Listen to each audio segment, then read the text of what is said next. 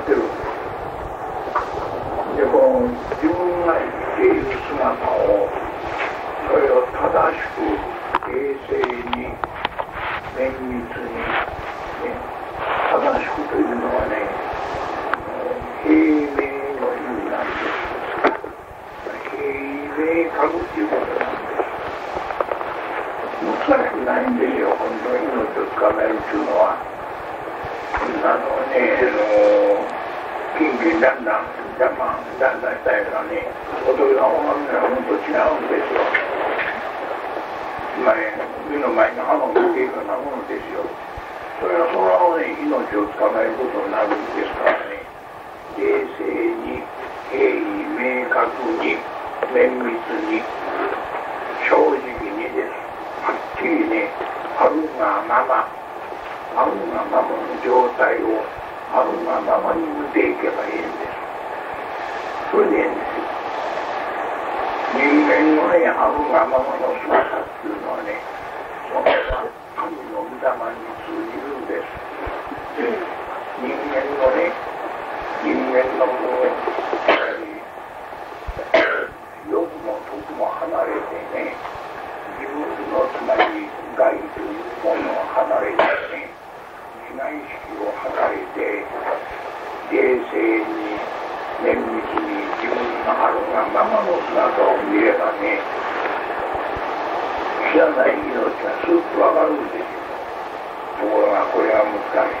あなたはね、生まれてからこの方ね、もういがみちょろけの根性がいがみ通ってるんです。ねぎ曲がってるんですよ。だから焼き餅をやる気あるのをやるんです。焼き餅ってもう焼いてある餅のことを焼き餅って言うんです。焼いてある餅をもう一度焼いたらどうなるか考えてみたらいいので、そういうことをやるんです。それはね、自分が生きているという豊かなことを人間は思い込まされてるんです。自分のね、気持ちを捨てるということさえできればね、何でもわかるんですよ。そんなことです。ね、今の科学はね、全然方向を間違えてしまってるんですよ。今の科学によってコンピューターとかロボットとかいう抑えているがね、あれはもうこんな方向違いやってるんですよ。物理的にしかものが考えられないような、そういうね、不安全な認識が科学認識の原理になってるんですよ。それが間違ってるんです、ね、医者が本当の病が分からない原因はそれですよ。物理現象だけが絶対と違うんですよ。物理現象を物理的に表している本源があるんですよ。物理を物理たらしめている事実ですよ。物理を物理たらしめている事実があるから物理現象というものがあるんでよ。ね、これは分かったら首の目がこういうのじゃないよ。もう人生って本当にあんまり出張っていると映画に持っているということがいいですよ。まあ今にね、自分自身の本当の命に自分自身が交差するんです、ね、自分自身が生きているという事実、生きているという事実に自分の根性が交差するんです。書くと思うんですよ。それでいいんです。自分が生きているという事実に自分が書くと思うんですよ。これは例えばね、太陽を拝むと同じことです。太陽というのは人間のまたは地球の命のこれはね、シンボルなんです。太陽という命のシンボルに生きている人間が頭を下げるのは与えないでしょ。太陽と同じものがあなたの中にあるんですよ。太陽と同じものがあなた自身のね、意識の中心テーマになっているんですよ。あなた自身の人格の中心原理っていうのは太陽のエネルギー、太陽のエネルギーをそのままね、精神構造に翻訳するんです。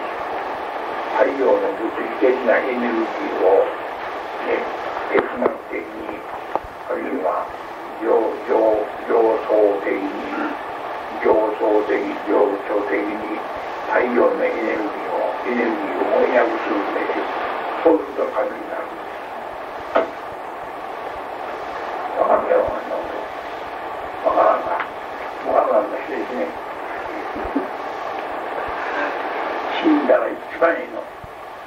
それが言うてることはね、生きて死ぬことを言ってるんです。あんたは自分が生きすぎてるんです。無駄なことを言いすぎてるんです。ちょっとね、50以上の人間は生きすぎてるんです。で、これはもういっぺん早くね、命をやり替えた方がええんです。だから目が黒いうちに命を修練するの。ことも知らなくなるんです。自分が生きているという事実、これをリビングというんですが、リビングという事実に従って自分の命をもう一回再検討するんです。楽しいというのはどういうことか、ね、嬉しいというのはどういうことか。嬉しいっていうことは、っていうのを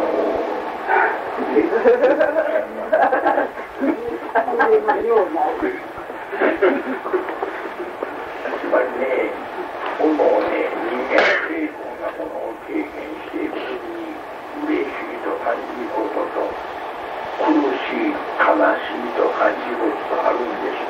何を苦しい、悲しいと感じるか、何を嬉しい、楽しいと感じるか、これをね、冷静に分類すれば、命ということと死ということとの本質がちゃんと分かるようにできているんです。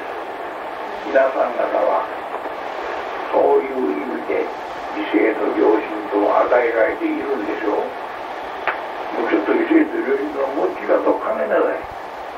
学校中バカなことによってあなたがバカなされてしまってるじゃん。自分の精神能力を自由に用いるだけの力がなくなってるんです。土井さん大学にならんだらもっと頭いいんですよ。いや本当ですからその場合に月給は行くかもしれない月給は行ったら頭がいい方がずっといいんですよ本当はそういうことはもうまたいいことだことばっかり言うてるの本当に役に立つにはね、月給が比較的安いやつは役に立つんですよ、ね、つまりね、そういうもんでしてね、人間は現在ね、知らない命をちゃんと持ってるんです。五感という格好で。ところがその五感の用い方はわからんもんやから。ね、楽しい、嬉しい、おいしいっていうことの本体が分かれば、本体ですよ、分かれば、それがね、キリストのことだっていうもんなんです。おいしいこと、楽しいこと、嬉しいことの本体です。美しいことの本体です。その本体はキリストのことだっていうんです。良き訪れをする者の橋が美しいところがいい。福音というものの橋です。福音には橋があるんですよ。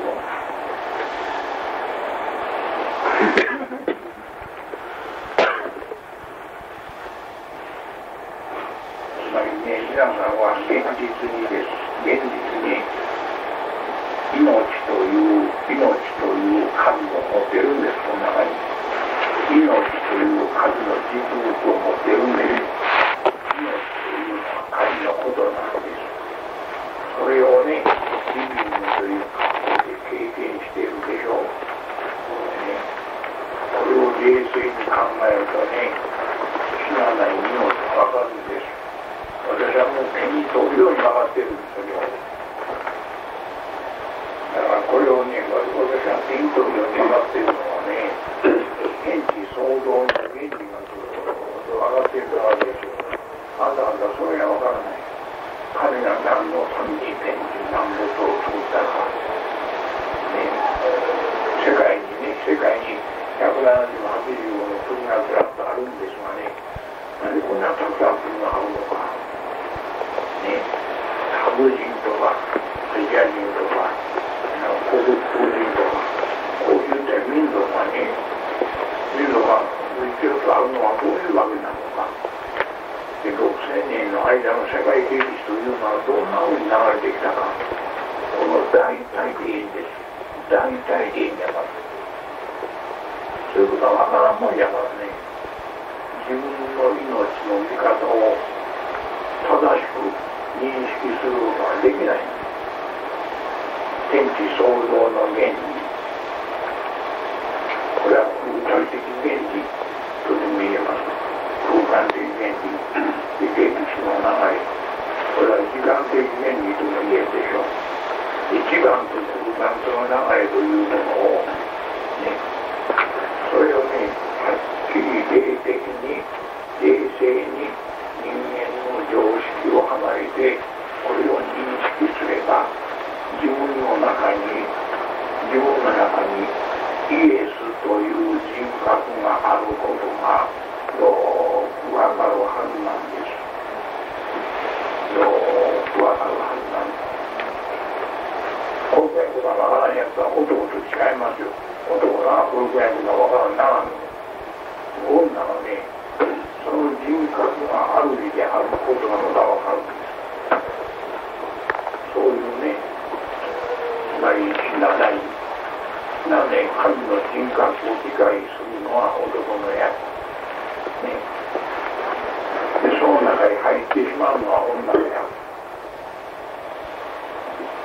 つまり大体男も女もあれへんなのは、男と女もあると思ってるのは大体間違ってる、ね、ここまで突っ込んでいくことがここまでもう日本にそういった突っ込む人がとにかくね、我々が生きている命の中までぐーっと放り込んでしまうんです、ね、そういうやり方のことを本当の恋というんです、そういうやり方のことを本当の恋というんですよ、ね、セックスというのはそういうものなんです。現在の人間の科学をしていくただの欲望ですよ。セックスというのは上等と違うんです。犬でこの感じなんですよ。全然違う。人間のセックスというのはね、人間同士と思うで、人間同士は異性と違うんであって、つまり理性と良心とがありながら性が違うもの、これは神と魂とのことを言っているんであって、神と魂とのことを言っているんであって、男と女とは同性なんです。寛大だから男と女の愛情というのはね、同性愛に類することが多いんですよ。非常に多いんです。同性愛に類することが多い。とにかく今の人間の文明というのはもう非常に下劣過当なものなんです。こんなもの文明の言うとがなくなっているの。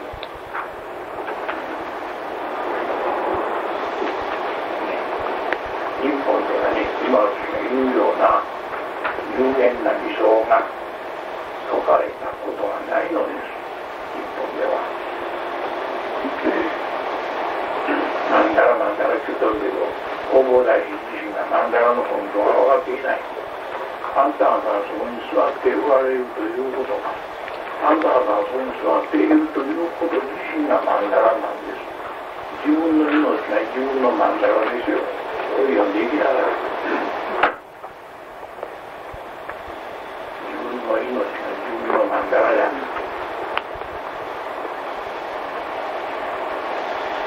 そのが死んだもう眠前に全気がついていなかったんです。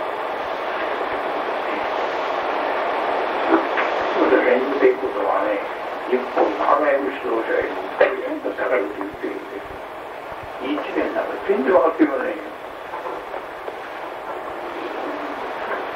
このことを言うとね、人はなかなか集まらんもんです。1年の信頼みたいなこと言うてるとたくさん人が集まるんです。この本日でところですから人が集まる。それからあしまい。そう喋ると何百万集まる。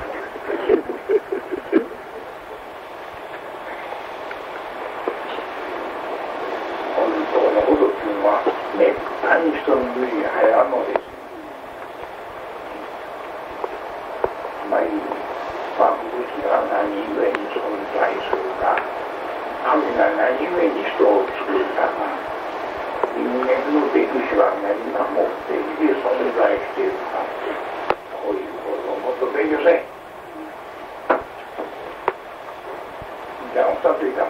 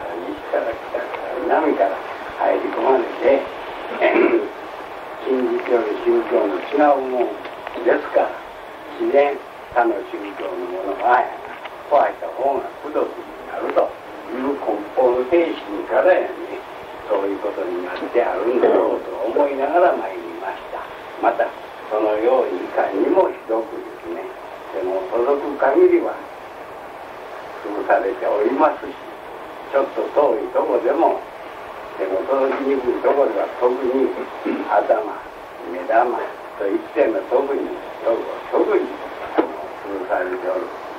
その通りではあるが、そういうことを体験させていただいたということなんでございます。聞いて言いましたら、その他は、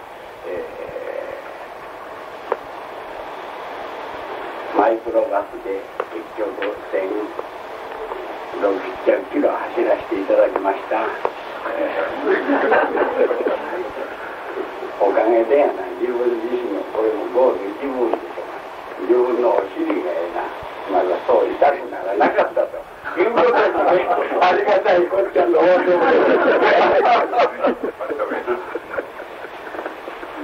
例えばそのね、1600キロのバスで走られますとね、日本にはないようなね、景色があったりとか、これを思ったりで何か覚えられてきたのはないですか。自然の力というものが大きいもんであると、日本とは全く桁違いであるということでございますが、要は抽象的です。それだけでも結構ですね、とにかく日本のね、日本人の感覚っていうのは小さいところに閉じこもってしまってね、自由なものが考えられなくなっているんです。これはね、考えようとしていないのではないけれど、日本人はね、本当の命というようなことをね、考えようとする、そういう能力を奪われてしまっているようですね。本当の命ということを考えようとする能力性がもうなくなってしまっている。だから宗教にもこだわってね、知恵の自由定義の頭の体のね、お経の解釈、そういうだけのことですよ。だけど神馬に立派な解釈であってもね、解釈は解釈だけですよ。命と違いますよ。お経の解釈や聖書の解釈をいくら聞いたってのもありませんよ。ね、聖書というのは人間自身が生きている姿の本物をそのまま生きにしているんです。生きている姿の本質をそのまま生きにしているんです。これがイエスという人間なんです。だからね、イエスという聖書を勉強したってはかんです。自分自身の命が聖書を通して自分自身の命の勉強をしなければ、聖書の勉強とはキリスト教の勉強は名前くらいやったってあかんのです。自分自身が生きている本当の姿が創世記になって現れている。また目標になって現れている。エデンの園になって現れている。自分が生きている本当の姿が、ね、大体6000年か8000年ほどの間の記憶になってずっと流れているんです。世界歴史の姿というのは、皆さん方個人の中の生活状態が世界歴史として広がっていくだけのことですよ。世界も全世界の人間もたった一人の人間も同じことなんです。それをもったいぶってね、歴史学とか宗教学とかいうたからんというの学者が悪いんですよ。学者とかね、いきなり大商人とか大先生とかいうバカが悪いんですわ。私のことを皆さんは先生というふうにおっしゃるとすれば、これは間違ってるんです。先生というのやめてね、宮岡さんとおっしゃいますよ。宮岡さんって友達じゃなくて言えまへんわけ。なんかおっさんちじゃないですか。私はそういう戦国です教えてやったんですよ。つまり私みたいな人間はね、先生っていうのは間違ってる。お産って言ってたらええんです、それで。ただの親父やねんから。ただの孫俺ですからね。この大阪や京都で東京だったら三文役ついてる。東京の大阪のあたりで三文役とかあんまり言わんが愉快な。東京のよく通用するがね、役ってのことあるなあ。書いてもねえから。つまりね、皆さん方という人間は死ぬに決まってるんですよ、よしか。ところが皆さん方の魂というのはね、つまり五感の働き、または理性と良心の心理構造です。そういうものが人間になっているんでしょう。なっているんでしょう。で、皆さん方の本質は人格という神の言葉が肉体的に生きていること、これが霊魂なんです。生きている状態が霊で、機能が魂なんです。で、霊と魂があるんです。で、肉体機能とか心理機能とかいうものはこれは機能であって、でその機能はですね、肉体的な条件でなければ働かない状態になっているんです。で、その機能の部分と働いている部分と機能の本質的な存在と、でその機能が働いて動いている状態と、この2つがあるんです。動いている状態のことを霊って言うんです。機能の状態のことを魂って言うんです。で、霊魂とこう言うんですよ。本当は霊魂というのも魂霊というのが正しいんです。魂という機能があって、霊という働きが存在しているんだから、魂霊があるんです。これがあるだけであって、これがあるだけですよ。文明も歴史もクソもあらへんなものが約束あるわ。そうはあるがね。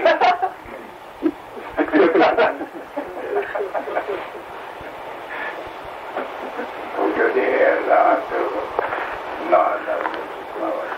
駅の提灯もないわって言ったら提灯もありますからね。提灯もあるわ。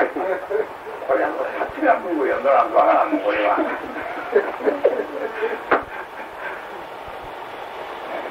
そんなんでしてね、結局ね、現在人間はね、文明という学問とか常識とか道徳とか法律とか色彩とかね、この屋根の上のバイオリンの色彩やから聞いてるでしょ。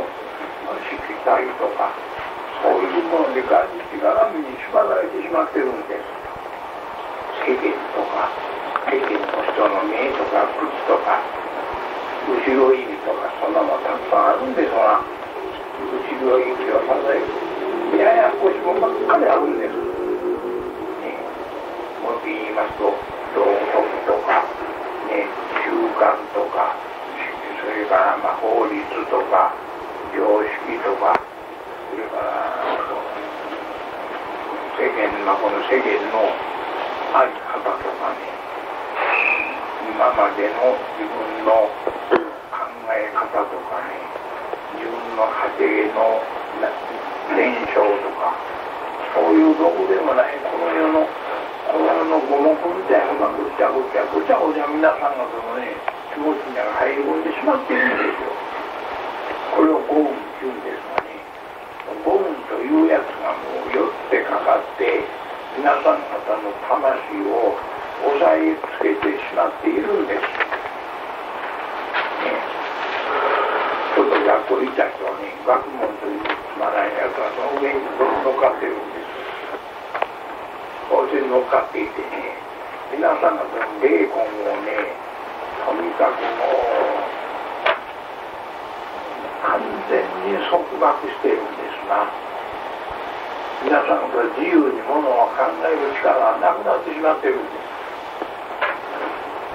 ね、自分の経験に縛られて、世間の上に縛られて、先輩とか何とかいう人間に押さえつけられて、親とか子とかいうもののことを頭に置いて、ね、自分の境遇とか自分の健康とか経済状態とかみんな合うと思ってるんですよ。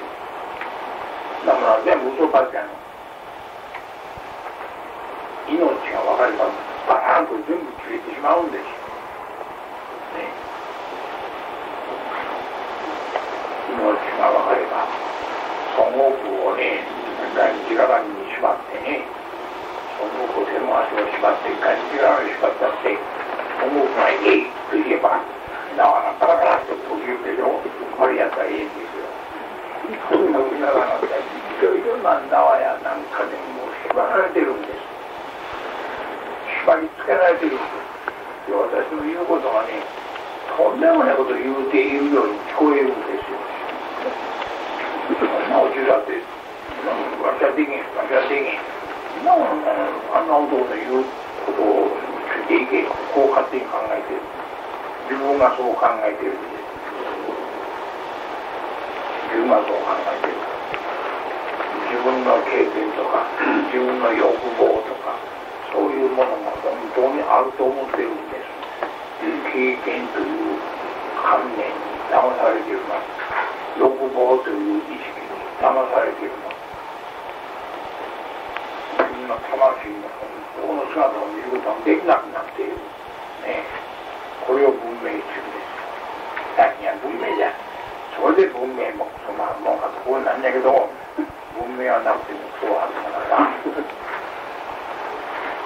ええもんですよ。死んだらわかるんです、これが。死んだらわかるけど、死んでからじゃしゃあないものが分かっても、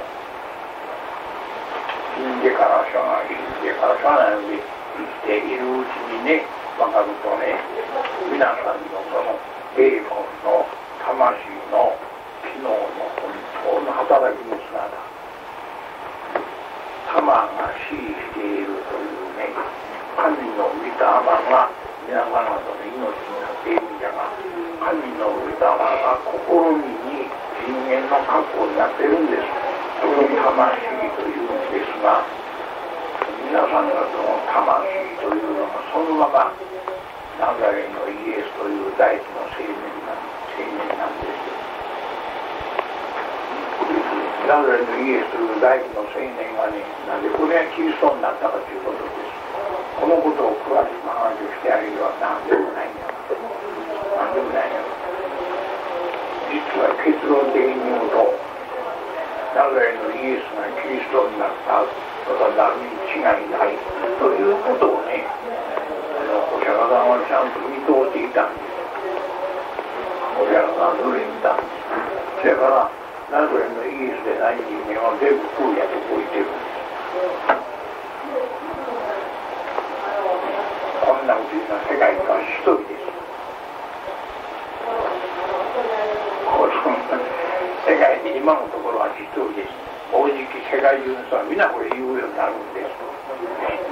日本から私が今言っているこういう思想が現役される。今その日本でこういう思想が、生まれ出している状態のことがということを新しい文明の源源がね、でイエスという人間の本体が全世界の人間の本体であるということがやがて世界全体に広まってくるんです。それが今日本でこういう格好で、目を出しかかっているんです。目を出しかかっている小さな目の状態を皆さんが今見聞しておいていたんじゃないですか。皆さんからはね、新しい文明の見聞者みたいなもんや。それは分からんの。分からんだけは今がね、来たらんとする新しい社会歴史が今日本から始まろうとしているんですよ。その中心思想は何かというと、イエスがキリストであるということね。分かりますかね。これは分からない。イエスという人間のことさえ分かれば、実は皆さん方がね、自分という意識を抜きにして皆さん方が平明に全く平易明確に毎日生きておいでになる状態だけを論じてごらんなさい。それが実はイエスなんです。実はイエスなんですよ。イエスでないとこのところが間違っているんです。実は皆さん方が毎日生きているのがそのがイエスなんです。最も同時な端的なことを言いますとね、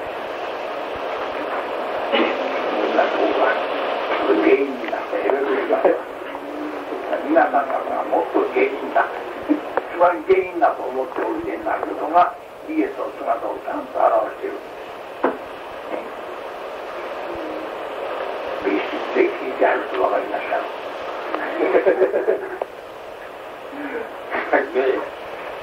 人間というのは手前の生き様をですよ、生き様をね、じっと見りゃいいんですよ。それ自分の生き様をね、冷静に正確に冷静に正確に自分の本当の生態というものを正しく正当に認識することができないんです。だからイエスというのがキリスト様やとこう見えるんですよ。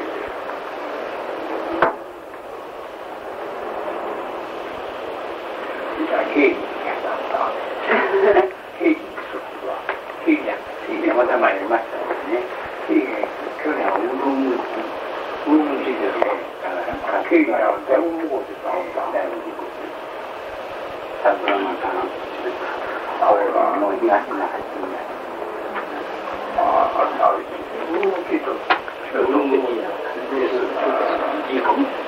あれは天山南部の南部でそうですね、砂漠の辺でしょ。砂漠なんですか。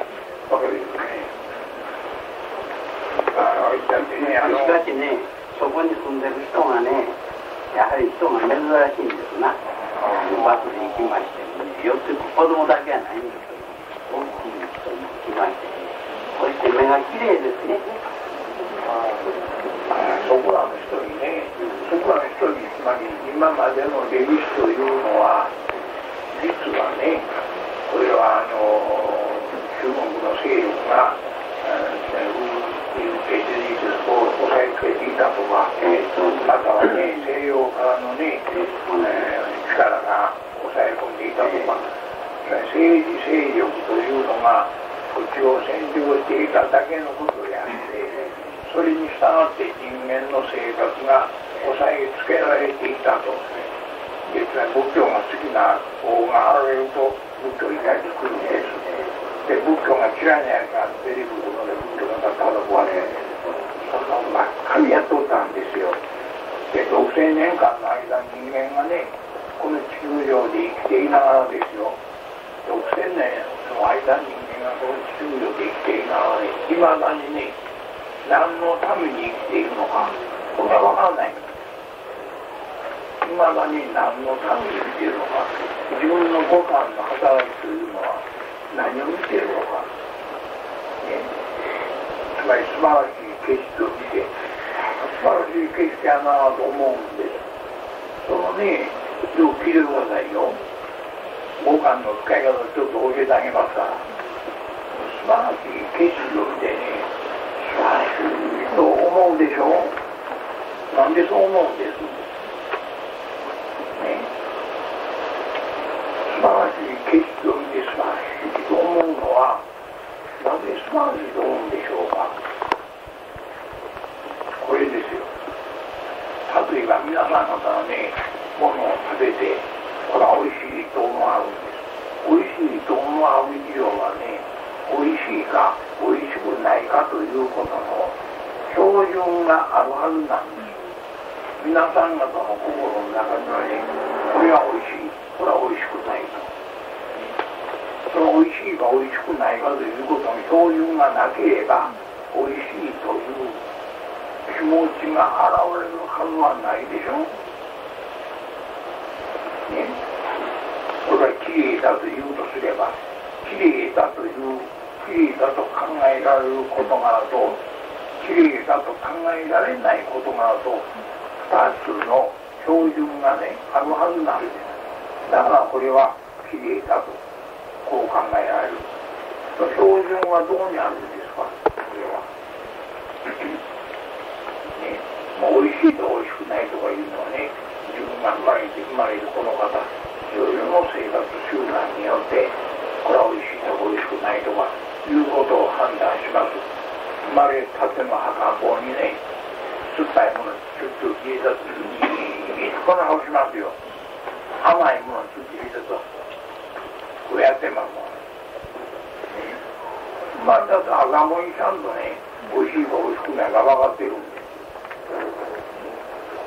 さあこの味とかなんとかいうのはこれはね自分の肉体で感じられるんです。ところが形式というのはそうじゃないの。形式は外にこう現れているんです。外に現れる景色、おとといの夜中の外での景色をね、1年間にね NHK が撮っていた1年間のこのおでの景色がね、春夏秋冬がずっとこう出ていきましたね。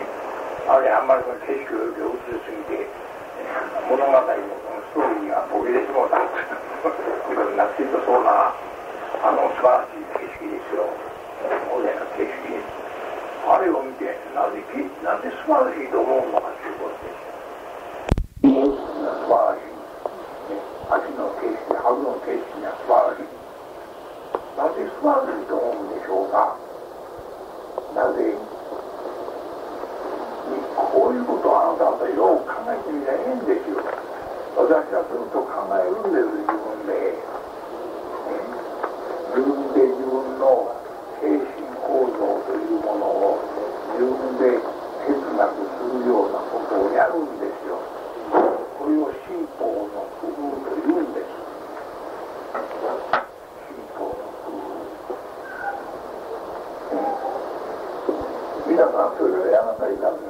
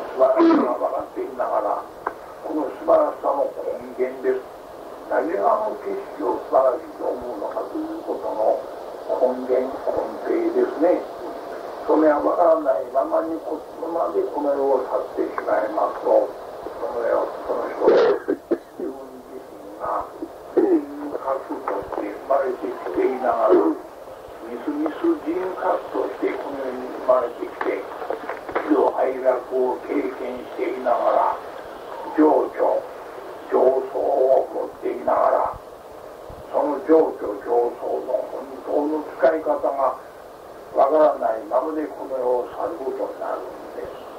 これを死の中ですよ。これを死ぬ中です。今皆さん方は自分自身の情緒上層がありながら、それを完全に自由に使いこなすことができないでしょう。だから自分の霊魂の本当の姿を見ることができないんです。私はそれができるんですよ。皆さん方は自分の魂の自由を持っていませんよ。ね、持っていると思うから持っていると言ってみなさい。なんで景色が悪いと思うのか、説明してみなさい。これができなきゃダメ。それができない人はうるんくしだしなあ。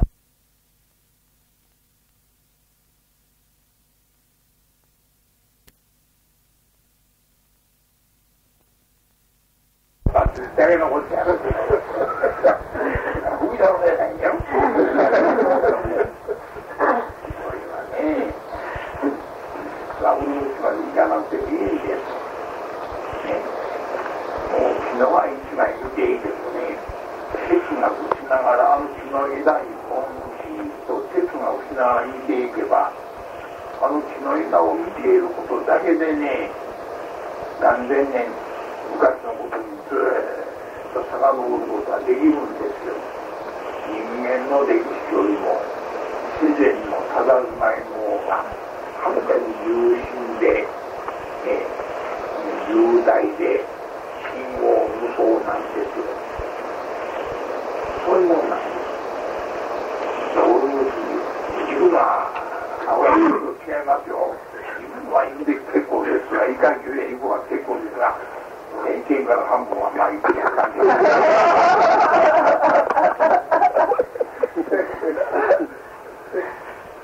際皆さんの魂はね、えらいものを持ってるんですよ。景色がわかるんやからね。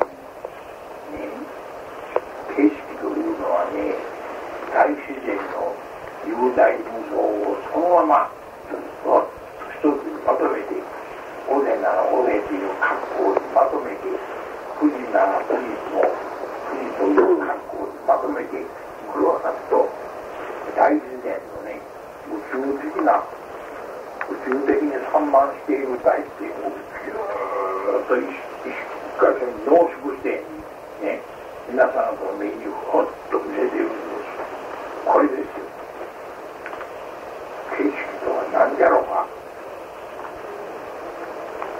景色というのは実は霊なんです。人間が目で見ているんやから、目で見ていることは霊ですよ。何を見ているか、景色そのものは霊なんです。見ている、人間が目で見ているという見ている力も霊ですが、見られている景色そのものも霊なんです。ね、見られている景色そのものも霊です。見ている人間の目の力も霊なんです。霊と霊とはパンとぶつかっているんですよ。そこでね、人間の普通の常識では考えられないある世界にほっと直面しているんです。果たして景色とは何であろうか。大日がもうこれ英語で聞いてやるやろな。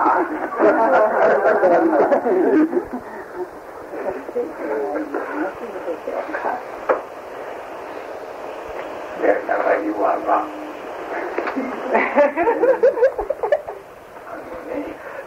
実はね、この設備というのはね、皆さん方がね、これは晴らしいとお考えになるでしょう。素晴らしいと思うのはね、いつかどこかで経験していたんですよ。いつかどこかで経験して、ああ素晴らしいと感じた、素晴らしいと、そういうふうにね、つまり心の底から痛感した経験があるんですよ、ね、素晴らしいという実経験はただ一遍経験してるんです。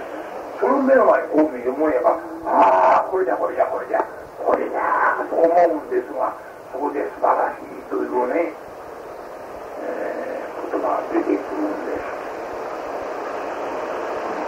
もう素晴らしいと英語でワンダフルついてますが、英語のワンダフルを素晴らしいと訳するのはきっと間違ってるんです。ワンダーっていうのは不思議っていうからね、不思議旋盤とワンダフルやから不思議旋盤とこういうのが直訳的でねいいんですが、そのね、つまり景色を見て素晴らしいと思えることが不思議旋盤なんです。景色を見てこの景色が素晴らしいと思えることはそもそも不思議旋盤なんですよ。なぜね、秋の景色を見て素晴らしいと思えるのは、ちょっと一遍景色見れないからちょっと待ってくださいよ。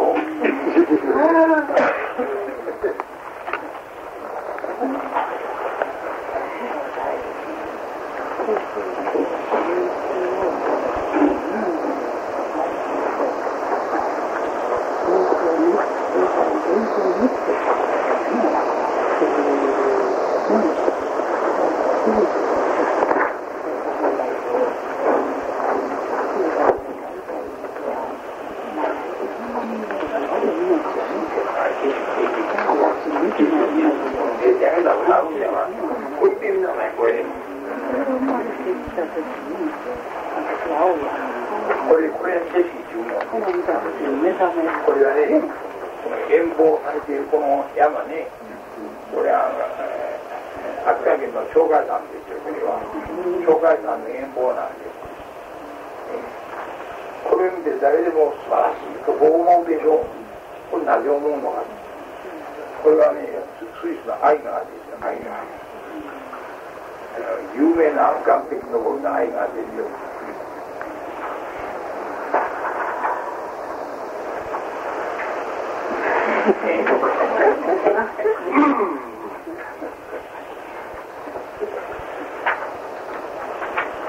こういうものがね、こういうものが素晴らしいと思うのはね、これはね、この通りではないけども、これによく似たような、これの原型のような、原型の SF なようなものをね、大自然というものの本質です。天然自然、大自然というものの本質、本体のようなものを皆さん方はどこかで経験しているんですよ。だからこれを見たときに、ああ素晴らしいとこういう感性が出るんですよ。どこで経験しているのか。こういう素晴らしい、こういう大自然というものを作ったのは人間が作ったんじゃないんです。人間が作らないもの、それを天然自然というんです。人間が作らないもののことを天然自然という。アイガーの北壁です。こいつはね、このアイガーの北壁っていう、これはね、人間が作ったんじゃないんですよ。これをね、こういうものを作ったもののことをあなた方は知ってるんですよ。それを未生以前っていうんです。未生以前。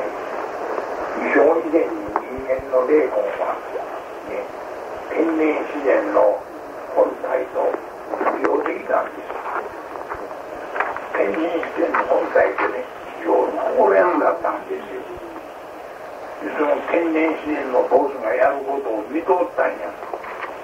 天然自然のボスがやることを横手であなたが見ていて、はぁーと監視してたんですよ。には神様が主役なんですよ。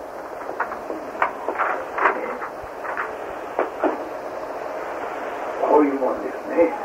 あなた方はね、神の手の技、ね、聖書にはね、もろもろの剣は神の栄光を表し、大空は御手の技を示すまい。大空は御手の技を示すまい。空の色は何じゃろうか。神の素晴らしさが自然に現れているんです。これはね、神がものを言うているんです。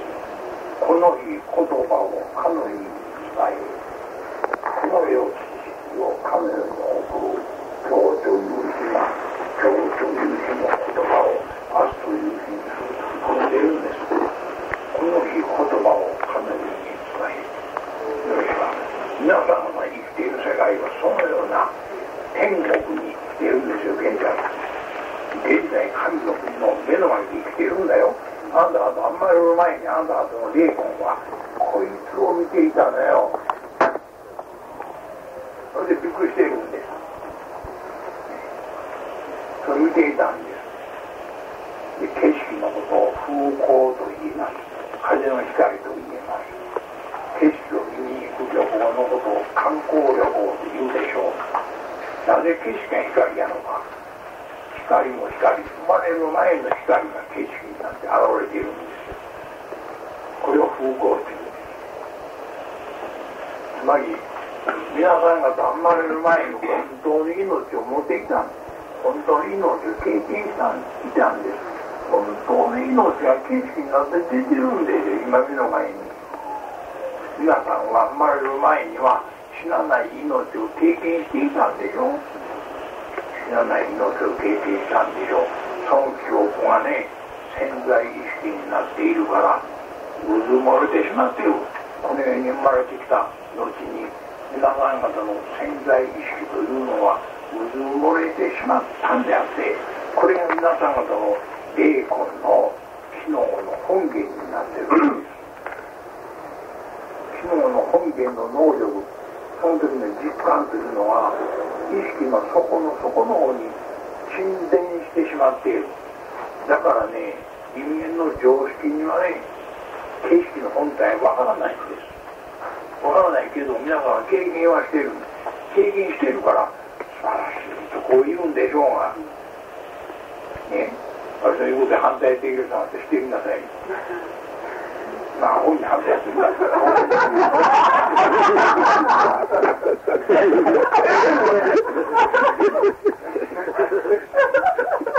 これないの。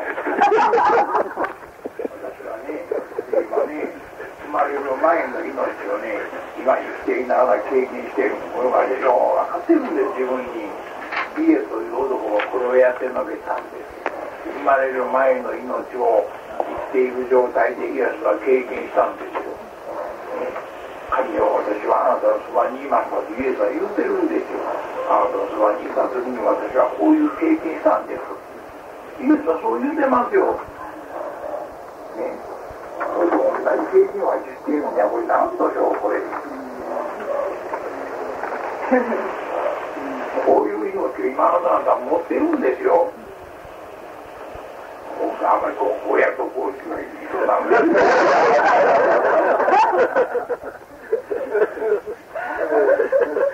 んなんでね、私と同じ経験を皆さん方の霊魂にしてやるんです。だから一人のこれこのありをこう隠し芸と違うんですね。つまり皆さんがこの世に生まれてからの常識ばっかりこう太っているんですよ。常識が太りすぎてたからね、本当の記憶というものはあるやらないやらわからないような状態になるけどもね、景色を見ればわかるんです。景色を見れば生まれる前の命が何を経験していたか、自分の霊魂の根底、霊魂の根底、霊魂の奥の方にはどういう記憶があるのか、霊魂の記憶というのはどんな記憶か、これは死なない命の記憶なんですよ。この知らない命の量が景色になって今のあなたの目の前にずらーっと見解していたやんか、こういうふうにこれそうが食えてしまいつまりね、イエスという人は今私が言っているようなこういうことをね、今から2000年ほど前にはっきり言うたんです。あの人はね、現世に生きていながら、ね、現世に生きていながら、現世以上のことを、彼は天から下って名を天にいたとこう書いてあるんです。前世からこの上へ来て名を前世にいたんですよ。これを天地るんです。